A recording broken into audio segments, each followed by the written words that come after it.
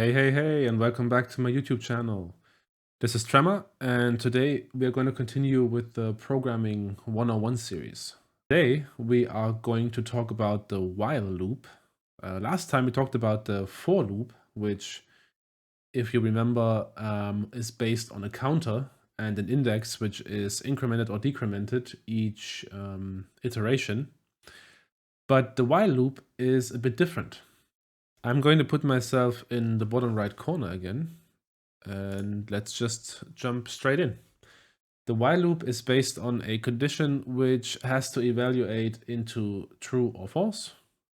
So something like if we make a Boolean variable which can hold a true or false value, just call it result. And the while loop has to be based on a condition like 1 larger than 5. 1 is larger than 5. Or x is not equal to y. But I mean, we would have to declare these variables as well. And this evaluates into true or false. And this could be used now in a while loop. So let's just keep those two variables and make a while loop. The syntax is very easy. It's just while parentheses and the curly brackets. And in the parentheses, again, the same as with the for loop, we are going to put the condition. And let's say while x is greater than y, run the loop. So if we put something in here, our usual print statement, and let's just put like any print hello there, any text, it doesn't matter, and a new line would be nice as well. And if we run this, what will happen? We will get a compiler error. Oh yeah, well, x is not initialized. That was my mistake. Has to be like this. And if we run this, nothing happens because x is not greater than y. If we put in 1 and run this again, we should see prints. And as you can see, the loop keeps on running. It's just looping until infinity. There's no end to it because the condition that x is greater than y is like always true here because we are initializing them with values like 1 and 0, but we never change the values. So this condition can never be false and the loop will never end.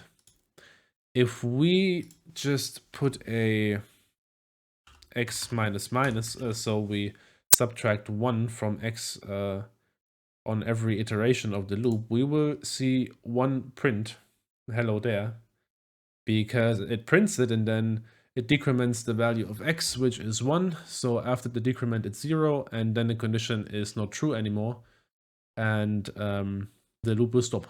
So if we put a breakpoint here and run the debugger, we will see that x is 1, y is 0, so it's true, and the debugger is already in there, so we print hello there. And now x is still 1, but now we decrement it by 1, and now it's 0.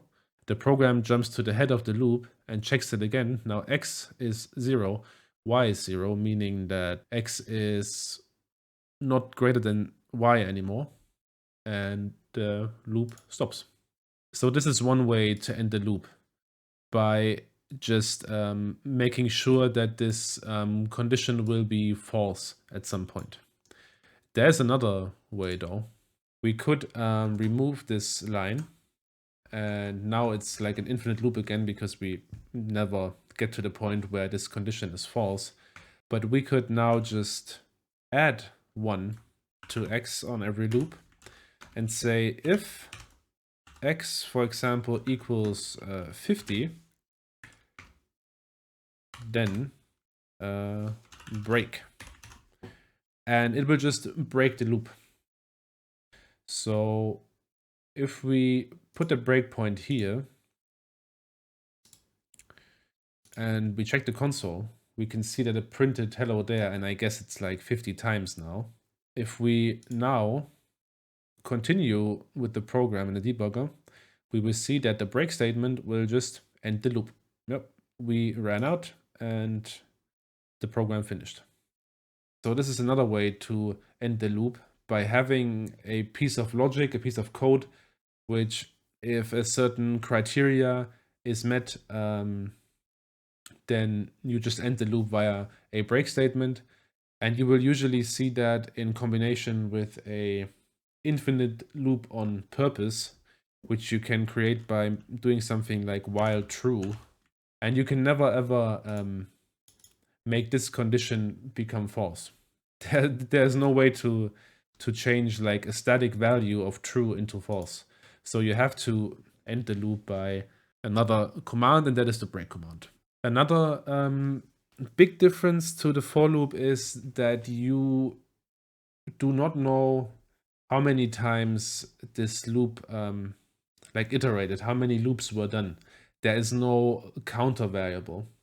So if you want to have that, then you have to do that on your own, which is very easy. We basically have that already. If we just remove this here and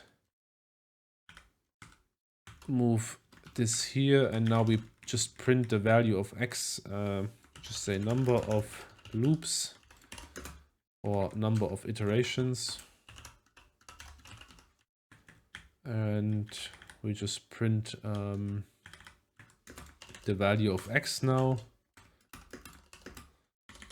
and new line, because we love new lines. Then it's an endless loop now, and this is how you can keep track of how many times the loop actually looped until the end condition was met. Obviously, as I said, in this case, you cannot end the loop except with a break statement. And that's basically it for the while loop already. It's the same as with the for loop, and that's basically it with the while loop already. It's the same as with the for loop. They are not very complex, they're very easy to understand, but they are integral parts of every programming language. In general, you should find this construct pretty much in every programming languages. And I think we are done for today. I made the notes again on top so you can read up. And I would say thank you for watching. If you enjoyed this, then subscribe to my channel, leave a comment and like the video. And we will see us again in the next episode. I guess will be like next week. We will do a code exercise. I'm not sure what I will do, but I might be doing a small calculator with the basic arithmetic operations and maybe something like a square root. So yeah, I would say have a nice week, or a nice weekend since it's already Friday tomorrow. And we will see us next time. Bye bye.